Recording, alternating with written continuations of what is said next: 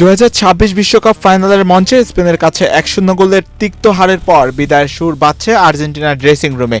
আর সেই সুরে সবচেয়ে বড় ধাক্কাটি এসেছিল গোলপোস্টের নিচে দাঁড়িয়ে থাকা ইতিহাস গড়া প্রহরী এমিলিয়ানো দিবু মার্তিনেজের কাছ থেকেও।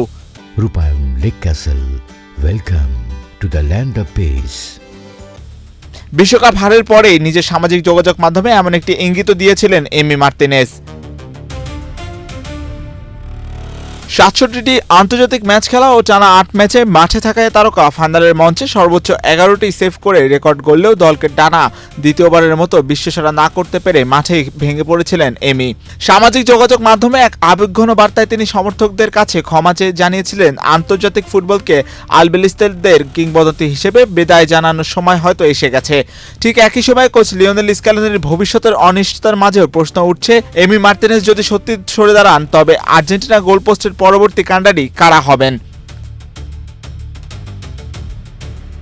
এই দৌড়ে সবার চেয়ে এগিয়ে আছেন অলিম্পিক মার্সের হয়ে দুর্দান্ত মৌসুম কাটানো গেরেনামো রুলি, যিনি জাতীয় দলের হয়ে 7 ম্যাচে মাত্র 2 গোল হজম করার পাশাপাশি কোপা আমেরিকা 2022 বিশ্বকাপ ও ফিনালে সেমিয়া জয়ী দলের গুরুত্বপূর্ণ সদস্য ছিলেন।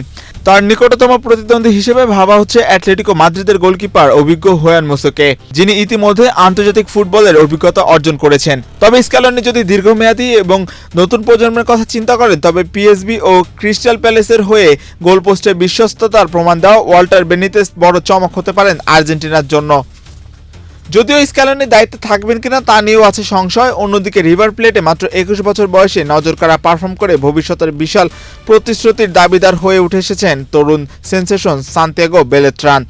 এমি মার্তিনেজ আন্তর্জাতিক ফুটবল থেকে বিদায় নিলে বা ক্লাব ফুটবলে অ্যাস্টন ভিলা ছেড়ে জুভেন্টাসে পাড়ি জমালে আর্জেন্টিনা ফুটবলে একটি মহাকাব্যিক যুগের সমাপ্তি ঘটবে ঠিকই, তবে সামনের দিকের এইসব উদয়মান গোলকিপারদের বিকল্প উপস্থিতি প্রমাণ করে যে 3বারের বিশ্বকাপ জয়ীদের গোলপোস্ট সামলানোর মতো যোগ্য উত্তরসূরির অভাব আপাতত অন্তত হচ্ছে না।